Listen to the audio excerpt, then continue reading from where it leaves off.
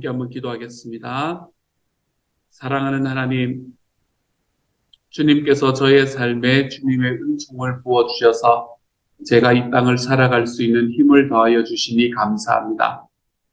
그렇기 때문에 주님께 제가 주 예수님만이 나의 힘이 되고 주 예수님만이 나의 의지가 됩니다 라고 고백할 수 있도록 도와주셨으니 감사합니다. 예수님께서 우리의 삶의 의지가 되시고 그분이 당신이 우리의 삶의 능력이 되신 것처럼 우리가 이 땅을 살아가며 우리도 누군가에게 의지도 되고 또 누군가에게 평안도 될 수 있는 사람으로 자라가게 하여 주시고, 주님, 그렇게 우리가 살아가면서 서로 기대고 살아가는 삶을 우리가 잘 경험할 수 있게 하여 주시며, 그런 삶을 살아가는 가운데 우리가 예수님을 닮아갈 수 있는 하나님의 사람들이 되도록 주님이여 도와주옵소서. 모든 말씀 예수님 이름으로 기도드립니다. 아멘. 하나님께서 오늘 우리에게 주시는 말씀을 함께 읽습니다. 사무엘상 23장 15절부터 29절까지의 말씀입니다. 사무엘상 23장 15절부터 29절까지의 말씀. 우리 같은 목소리를 듣도록 하지요. 함께 읽습니다. 시작. 다윗이 사울이 자기의 생명을 빼앗으려고 나온 것을 보았으므로 그가 십광야 숲풀에 있었더니 사울의 아들 요나단이 일어나 숲풀에 들어가서 다윗에게 이르러 그에게 하나님을 힘있게 의지하게 하였는데, 곧 요나단이 그에게 이르기를 두려워하지 말라. 내 아버지 사울의 손이 내게 미치지 못할 것이요 너는 이스라엘 왕이 되고 나는 내 다음이 될 것을 내 아버지 사울도 안다 하니라. 두 사람이 여호와 앞에서 언약하고 다윗은 숲풀에 머물고 요나단은 자기 집으로 돌아가니라. 그때에 10사람들이 기브아에 이르러 사울에게 나와 이르되 다윗이 우리와 함께 광야 남쪽 하길라산 숲풀 요새에 숨지 아니하였나이까. 그러온즉 왕은 내려오시기를 원하시는 대로 내려오소서. 그를 왕의 손에 넘길 것이 우리의 의문이라 하니, 사울이 이르되 너희가 나를 불필히 여겼으니 여호와께 복받기를 원하노라. 어떤 사람이 내게 말하기를 그는 심히 지혜롭게 행동한다 하나니, 너희는 가서 더 자세히 살펴서 그가 어디에 숨었으며 누가 거기서 그를 보았는지 알아보고 그가 숨어있는 모든 것을 점탐하고 실상을 내게 보고하라. 내가 너희와 함께 가리니 그가 이 땅에 있으면 유다 몇천 명 중에서라도 그를 찾아내리라 하더라. 그들이 일어나 사울보다 먼저 시브로 가니라. 다윗과 그의 사람들이 광야 남쪽 마온 광야 아라바에 있더니 사울과 그의 사람들이 찾으러 온 것을 어떤 사람이 다윗에게 아뢰매, 이에 다윗이 바위로 내려가 마온 황무지에 있더니 사울이 듣고 마온 황무지로 다윗을 따라가서는 다윗이 산 이쪽으로 가매 다윗과 그의 사람들이 산 저쪽으로 가며 다윗이 사울을 두려워하여 급히 피하려 하였으니, 이는 사울과 그의 사람들이 다윗과 그의 사람들을 애워싸고 잡으려 함이었더라. 전령이 사울에게 와서 이르되 급히 오소서, 블레셋 사람들이 땅을 침노하나이다. 이에 사울이 다윗 뒤쫓기를 그치고 돌아와 블레셋 사람들을 치러 갔으므로 그곳을 셀라 하마느곳이라 칭하니라. 다윗이 거기서 올라가서 엔게디 요새에 머무니라. 아멘. 아멘. 오래간만에 요나단이 등장을 했습니다. 지난번에 요나단과 헤어질 때에 활 상황 기억나십니까, 여러분?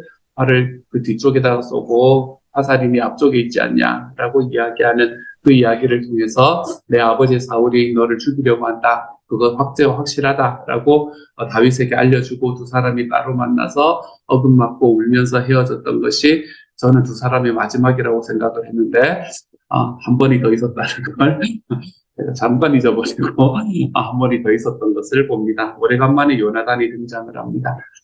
사울은 사람을 죽이려고 뒤쫓고 다윗은 자기의 생명을 어떻게든 살려보려고 도망하는, 그리고 자기와 함께 있는 사람들이 여러 가지로 힘든 사람들이 모여있는 그 사람들과 삶을 도모하는 어떻게 보면 굉장히 우울한 이야기들이 지속이 되고 있었었는데 오래간만에 요나단이 등장하니까 분위기가 확 밝아지는 것을 보게 되는 것 같습니다. 다윗이 사울을 피해서 십광야의 숯불에 숨어 있을 때에 그 숯불로 제 숯불에 다윗이 숨어 있다라는 이야기를 듣고 요나단이 거기를 찾아옵니다. 사실 목숨을 걸고 찾아온 거지요. 요나단은 자기의 우정을 지키기 위해서 목숨을 걸고 있는 것 같습니다. 다윗이 그 상황 속에서 여러분 자기의 친구인 요나단을 바라보았으니 얼마나 마음이 즐겁고 반가웠을까요? 자기 아버지 사울에게 사형을 당할지도 모르는 그러한 위험을 무릅쓰고 요나단은 다윗을 찾아갑니다. 그렇게 찾아간 이유는 아마도 다윗을 돕기 위해서 찾아갔을 겁니다. 왜 다윗을 도우려고 했을까? 아마 다윗의 마음이 어떤 마음인지를 그가 좀 알고 있었기 때문에 그런 것 같습니다. 그는 다가가서 다윗에게 뭔가 특별한 일을 한 것은 아닙니다. 친구가 친구를 만났을 때에 가장 즐거운 것은 만났다는 자체가 즐거운 것 같습니다. 그렇죠? 그렇지 그 사람을 만나서 무엇을 했다라는 것은 사실은 그렇게 중요하지가 않은 것 같아요. 다윗에게 온 요나단이 한 일은 무엇이었습니까? 그는 다윗이 하나님을 의지할 수 있도록 힘있게 의지할 수 있도록 도와준 것입니다. 그와 함께 대화하고 그와 함께 시간을 보내는 것 자체가 요나단이 그렇게 했던 자체가 다윗에게는 큰 힘이 되었던 것이지요. 그는 다윗에게 사울이 다윗을 잡지 못할 것이라는 것을 이야기합니다. 그리고 다윗 너가 결국에는 이 이스라엘의 왕이 될 거니까 걱정하지 마라 라고 이야기합니다. 그렇게 왕이 되는 것을 통해서 아마 다윗의 마음속에는 사울이야 자기를 끝까지 쫓아오고 죽이려고 하던 사람이니까 자기가 그 사람이 위에 올라서서 왕이 된다는 것이 다윗에게 크게 부담이 되지는 않았을 겁니다. 그런데 다윗의 마음속에 있었던 부담은 아마 요나단에 대한 부담이었겠지요. 내가 왕이 되지 않는다면, 내가 이 자리에 올라가지 않는다면 사울의 뒤는 결국 내 친구가 있게 될 건데 내가 그 자리를 뺏는 것은 아닌가라는 부담이 다윗의 마음에 있었을 겁니다. 그런데 요나단은 와서 다윗 너가 왕이 될 것을 다 안다. 심지어는 내 아버지인 사울도 그 사실을 안다라고 이야기를 해놓고는 뭐라고 말하냐면 나는 너 옆에서 도울 준비가 되어 있다. 이렇게 이야기를 합니다. 나는 너 옆에서 도울 준비가 되어 있다. 나는 1인자의 자리에 올라가지 않아도 된다. 나는 왕의 자리에 올라가지 않아도 되고 너와 함께 너를 도우면서 이스라엘을 함께 그거에 나가는 너를 도와서 이스라엘의 왕이 되는 것을 내가 도울 마음이 나에게 있다라고 이야기를 하고 있는 겁니다.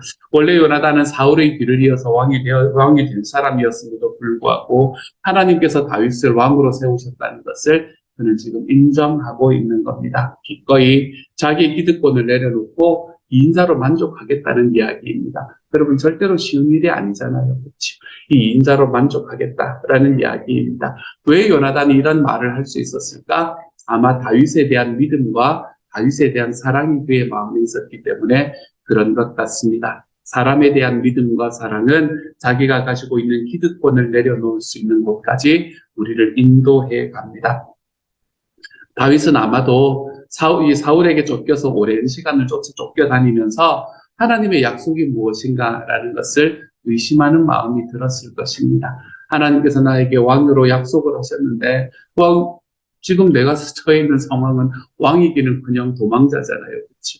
예전에는 그래도 내가 이 사울 왕의 신하로서 좀 편하게 살 수 있었는데 이제는 도망자로서 내 주변에는 세상에서 세상 억울한 사람들만 모여가지고 세상 억울한 사람들 모이면 여러분 좋은 이야기가 나오겠습니까? 그렇죠? 만날 수닥수닥 싸우고 자기 억울한 게 니보다 더 억울하다 이러면서 이야기하고 여러분 우리 목장 보면 대충 아는 때가 있잖아요. 그렇죠? 그런 이야기들이 우리들 안에서 이 다윗 안에서 막 나타나고 있습니다. 그런 사람들이 모여서 그런 사람들의 이야기를 듣다 보면 지칩니다. 도피 생활이 힘들 뿐만 아니라 사람들에게 계속해서 자기의 감정을 소모해야 되는 그런 사실들이 지치는 삶을 살고 있었을 것입니다. 그의 마음은 낙심했을 수도 있겠지요.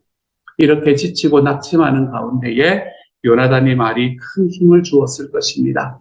자기의 삶을 가지고 하나님께서 자기에게 주신 삶을 다시 한번 돌아볼 수 있는 기회가 되었을 것입니다. 그래서 다윗은 다시 한번 하나님의 약속을 붙잡고 힘있게 한 걸음을 걸어갈 수 있게 되었을 것이지요. 우리의 삶을 살아가는데 믿음의 교제란 이래야 되는구나 라는 생각을 제 마음속에 하게 됩니다. 우리 주변에 있는 사람들이 낙심하고 힘들어하고 있을 때에, 믿음이 흔들리고 있을 때에 하나님을 더욱 의지하도록 돕는 것, 이것이 바로 믿음의 교제이구나 라고 생각이 듭니다. 믿음의 교제라는 것은 내가 그 사람에게 어떤 나의 이야기를 전해주는 것을 넘어서서 우리와 함께 계시는 하나님의 약속을 기억할 수 있도록 도와주는 것, 그것이 바로 믿음의 교제의 핵심이 아닌가라고 생각해 봅니다. 물론 이것이 딱딱하게 다가가는 것은 아닙니다. 마태복음 27장의 말씀을 보면 말이지, 이러면서 이야기를 하는 것이 우리 능사가 아닐 수가 있습니다. 우리가 살아갔던 삶의 과정들을 하나씩 하나씩 이야기해 가면서 내가 그 사람의 마음에 공감하고 그 사람이 나의 삶을 통해서 그의 삶에서 무언가를 기억할 수 있다면 우리는 우리의 삶을 통해서 역사하시는 하나님의 역사를, 우리 주님의 은혜를 우리 주변에 있는 사람들에게 전하며 살아가는 삶, 그래서 그들을 도와주고 위로하는 삶, 그것을 우리가 선택하며 살아갈 줄 알아야 되겠습니다. 누군가를 돕고 누군가를 위로한다는 것은 내가 할 수 있는 것이 아닙니다. 그렇죠? 요나단이 여기에서 다윗에게 와서 요나단 자체가 다윗에게 위로가 되었던 것이 아닙니다. 어쩌면 요나단이 나와서 다윗에게 요나단이 이야기했던 그 하나님의 약속에 관한 이야기, 아마 그것이 다윗에게는 가장 큰 위로가 되었을 것입니다. 그리고 자기가 처해 있는 모든 상황 속에서 다시 한번 하나님의 약속을 붙들고 흑암이지만 어둠이지만 한 걸음 디뎌낼 수 있는 힘을 거기서 가질 수 있게 되었을 거예요. 그러므로 사랑하는 여러분, 우리 주변을 한번 둘러보면서 살아갈 수 있는 하나님의 하루가 되었으면 좋겠습니다. 우리 주변에서는 위로와 격려가 필요한 사람들이 있지 않습니까? 삶의 어려움에 빠져서 위로가 필요한 사람, 그들의 삶이 지금 어깨가 이렇게 축 처진 상황에서 격려가 필요한 사람이 없습니까? 그들을 위해서 기도할 수 있는 하나님의 사람이 되어가시기를 소망합니다. 그분들과 함께 나의 삶 속에 나타났던 하나님의 말씀을 나누면서 더욱 힘있게 하나님을 의지하면서 걸어갈 수 있을 수 있기를 우리 주님의 이름으로 축복합니다. 내가 누군가를 세워주고 내가 누군가를 위로하고 내가 누군가를 격려하는 자리에 서게 되면 그 위로와 격려는 언제나 쌍방향이 된다는 것을 기억하시기를 소망합니다. 내가 누군가를 위로하게 되면 나는 그 사람을 위로하는 것으로 사용되는 것으로 끝나는 것이 아니라 나의 위로 이야기는 결국에 나에게 다가올 것이라는 것을 좀 기억하시기를 소망합니다. 그렇기 때문에 내가 누군가를 위로하고 격려하는 것은 나의 삶이 모든 것이 다 편안할 때 그렇게 할 수 있는 것이 아닙니다. 나의 삶에도 위로가 필요하고 나의 삶에도 격려가 필요할 때에 내가 누군가가 나에게 다가와서 나의 요나단이 되어줄 것인가 라고 생각하는 것이 아니라, 기대하는 것이 아니라 나의 삶에도 위로가 필요하다고 여길 때 내가 누군가의 요나단이 되어주면, 그러면은 내가 그 사람에게 요나단이 되어주는 과정을 통해서 하나님께서는 내가 그에게 전하는 위로가 나에게 훨씬 더 크게 다가오는 것을 우리는 경험할 수 있게 될 겁니다. 그 격려가 나에게 가장 크게 다가올 것을 우리는 경험할 수 있게 될 거예요. 그러므로 사랑하는 여러분, 내 삶에 있는 아픔과 어려움들, 그 속에서 나도 위로가 필요하고 나도 격려가 필요하다라고 생각하실 때에 여러분의 한 걸음을 여러분의 주변에 있는 사람들에게 디뎌내볼 수 있는 하나님의 사람이 되어가시기를 소망합니다. 내가 준비되었을 때 나간다. 우리는 평생 준비될 수 있는 자리에 설 수가 없습니다, 여러분. 우리는 평생 어느 부분이든 억울하다고 느끼며 살아가는 삶을 살아갈 수밖에 없거든요. 그렇기 때문에 나에게 위로가 필요하다라고 생각이 될 때에 우리의 주변에 위로가 필요한 사람들을 찾아볼 수 있기를 소망합니다. 그리고 그들을 위로하는 중에 내가 위로받고 격려받을 수 있는 하나님의 사람들이 되어가시기를 우리 주님 이름으로 축복합니다. 그리고 난 다음에 어떤 일이 벌어지는가? 다윗이 십광야에 숨어 있을 때의 이야기가 좀 더 지속이 됩니다.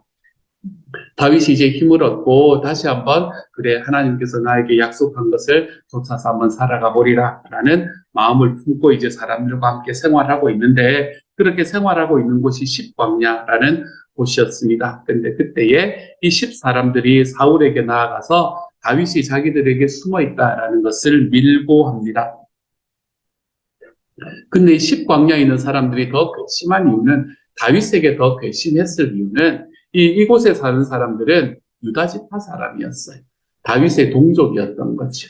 그러니까 다윗의 동족인데 그래서 다윗이 좀 믿었던 것 같아요. 그렇죠? 그런데 이 사람들이 사울에게 다윗을 고발합니다. 아마 다윗을 고발함으로 보상을 받겠다는 속셈일 수도 있었을 거고 그것보다는 저는 아마 사울이 두려워서 그랬던 것이 아닐까라고 생각이 듭니다.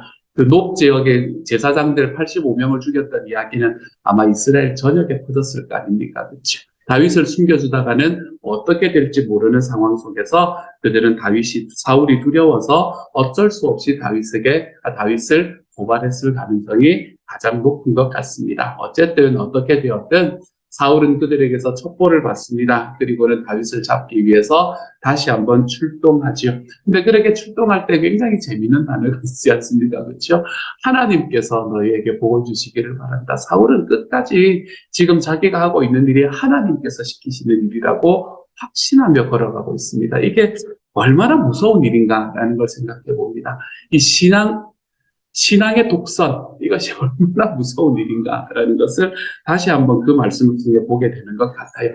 어쨌든 다윗을 잡기 위해서 출동을 했던 이 사울과 다윗의 쫓고 쫓기는 추격전이 이제부터 시작이 됩니다. 사울이 이쪽으로 다가오면 또 잡으러 오면 다윗은 저쪽으로 도망하고 하는 일이 지속이 되고 반복이 됩니다. 그랬더니 사울은 이제 어쩔 수 없으니까 어디로 가도 자꾸 도망가니까 이제는 포위 작전을 쓰려고 마음을 먹습니다. 그래서 다윗의 주변을 쭉 10사람들이 자기를 도와주겠다 그랬기 때문에 가능한 일이었어요. 쭉 둘러싸서 이제 다윗을 사로잡는 바로 그 순간, 다윗이 도망갈 수 있는 곳이 하나도 없게 되는 그 순간에 블레셋 사람들이 이스라엘을 공격을 합니다. 이게 참 놀라운 일 아닙니까? 그렇죠? 블레셋 사람이 쳐들어왔다라는 것은 그때 당시 이스라엘에 있는 모든 사람들에게 비극이었거든요.